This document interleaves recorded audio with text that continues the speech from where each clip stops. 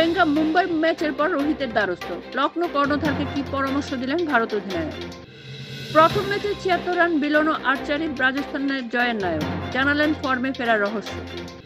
IPL এর মধ্যে দল ছেড়ে হঠাৎ চেন্নাইয়ের বরুণ, নির্মাণ কাজ খতিয়ে দেখলেন কেকেআরের স্পিনার। জল্পনার অবসান, মুম্বাই ইন্ডিয়ান্স শিবিরে যোগ দিলেন বুমরা, কবে আইপিএলে খেলবেন। ধোনিদের ঘুমপাড়ানি ব্যাটিং, ডাগ আউটে ঘুমিয়ে পড়লেন চেন্নাইয়ের ক্রিকেটার।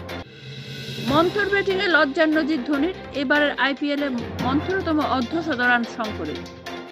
বিশ্বকাপ ফুটবল খেলার স্বপ্নে ধাক্কা, ভারতের হয়ে খেলতে পারবেন না ভারতীয় বংশোদ্ভূতরা, কেন। রাজস্থানের মরুভূমিতে আটকে গেল পাঞ্জাব মেল, ঘরের মাঠে শ্রেয়সদের 50 রানে হারালেন সঞ্জুরা। ধোনিকে অবসর নিয়েই প্রশ্ন করেন না ফ্লেমিং, দিল্লির কাছে হারের পর কেন বললেন চেন্নাই কোচ। হারের ধাক্কায় বেসামাল হার্দিক, মাঠের ধারে হাউ হাউ করে কাঁদলেন মুম্বাইয়ের অধিনায়ক। যশস্বীর অর্ধশত রান, শ্রেয়সের পাঞ্জাবের সামনে জয়ের জন্য 206 রানের লক্ষ্য দিল সঞ্জু রাজস্থান। আইপিএলে জয়ের হ্যাট্রিক, 15 বছরের অভিশাপ ঘুচিয়ে অখুশি দিল্লির অক্ষর রাহুল। কোহলিদের বিরুদ্ধে খেলতে পারবেন রোহিত, প্রাক্তন অধিনায়ককে নিয়ে মুখ খুললেন কোচ।